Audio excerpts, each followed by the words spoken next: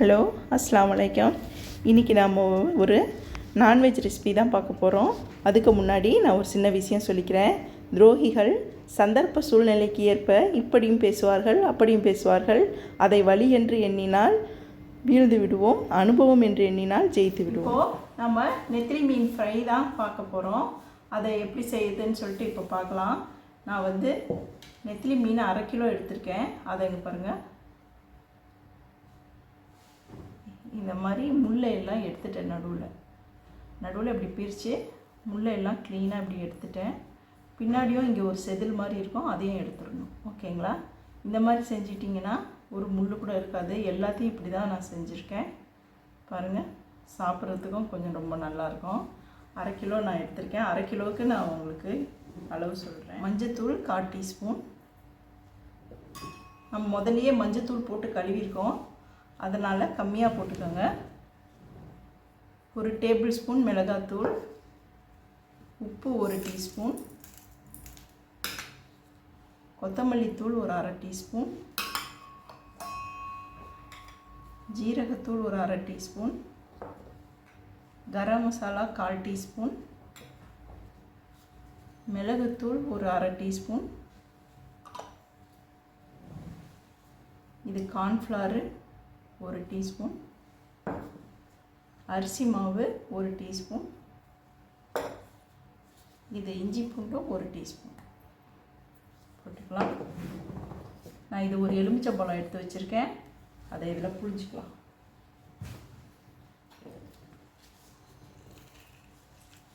கொஞ்சம் லேசாக தண்ணி ஊற்றிக்கலாம். இதை பேசிக்கலாம்.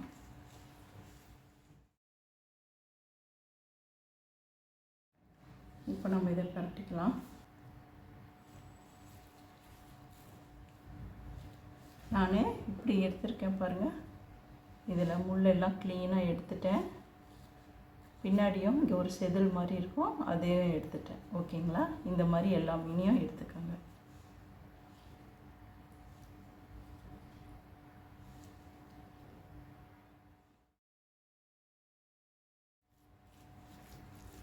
இது ஒரு 20 நிமிஷம் ஊறட்டும்.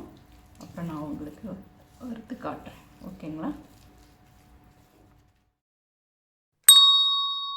நம்மளோட மீன் 20 நிமிஷம் ஊறிடுச்சு.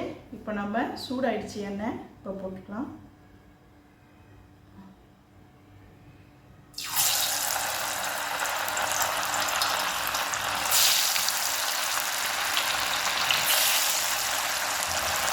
கொஞ்சம் கம்மியாக வச்சுக்கோங்க போட்ட உடனே.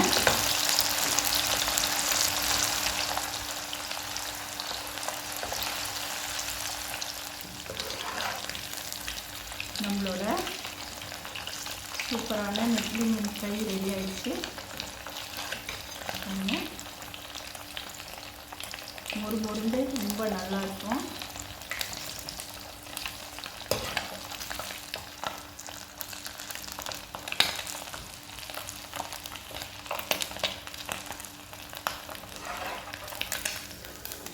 இது மாதிரி எல்லாத்தையும் வறுத்துட்டு நான் காமிக்கிறேன். நம்மளோட சூப்பரான மொறு நெத்திலி ஃபிஷ் ஃப்ரை ரெடி ஆகிடுச்சு.